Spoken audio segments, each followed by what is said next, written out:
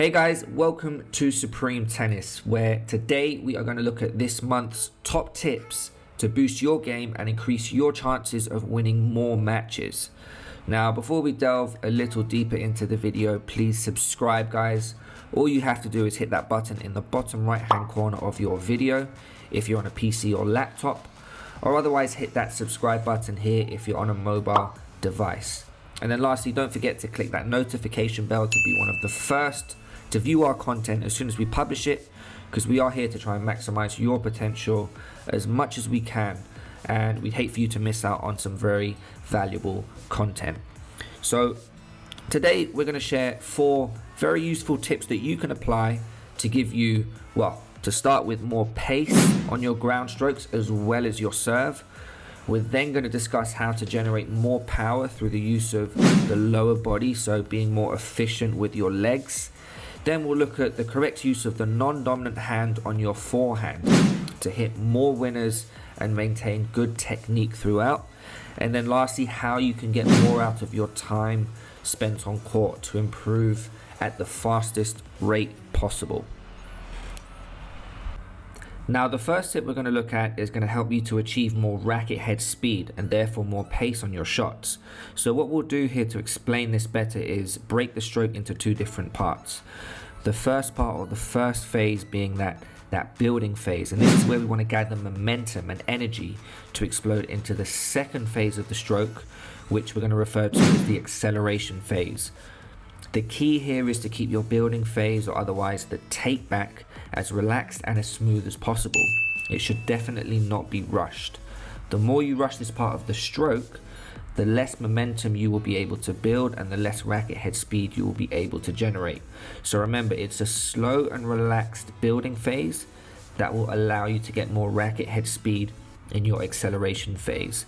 And this concept can be applied exactly the same on your serve. So the building phase being that part leading up to the trophy position, followed by the acceleration phase when obviously you launch up and hit the ball. So you can apply this on your forehand, your backhand, as well as your serve.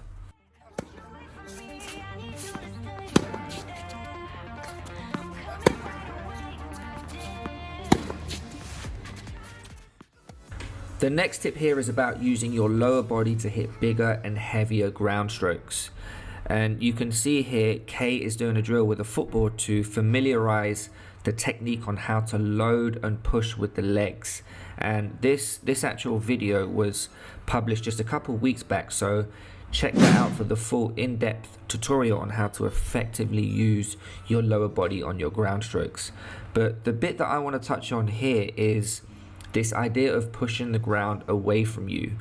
And what I mean by that is, as you get low and bend your knees, when you extend your legs and begin to launch up into the ball, apply this concept of pushing the ground away from you to get more power and drive from your legs. And here you can see Abdul applying the exact same on his forehand. So a knee bend in that take back position.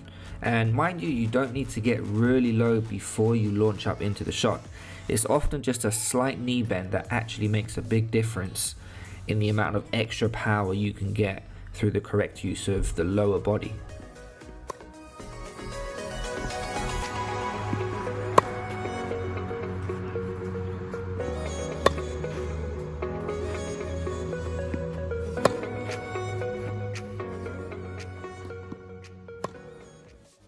Tip number 3 here is to do with your forehand, and more specifically what to do with your non-dominant hand. A lot of players will underestimate the significance of this part to the stroke and miss out on a ton of benefits. So in your power position, your left arm for a right-handed player should extend out across your body to get good coil and allow for proper use of the shoulders and hips through contact. So extending your left arm towards that 3 o'clock position automatically turns your body away from the ball, which is what you want, because now you're in a better position to rotate more aggressively through contact to get more power on the shot. The use of your left hand in this position also helps with spacing.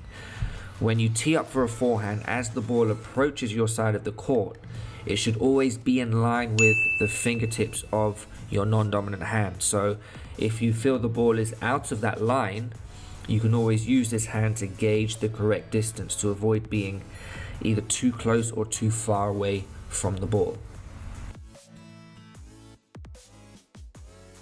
The last and final tip I want to share with you in this video is about purposeful practice. And this is something I've discussed previously on the channel in order to improve at the fastest rate possible. Too often you'll see players just hitting the ball back and forth with no real purpose behind what they want to achieve.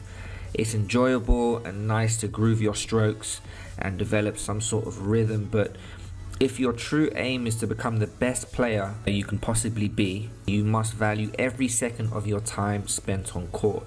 So you must play practice sets, you must do basket or rally drills with a friend of yours. You must also practice your weaknesses as often as possible, as well as putting yourself in different tactical situations. So remember, be purposeful with your practice.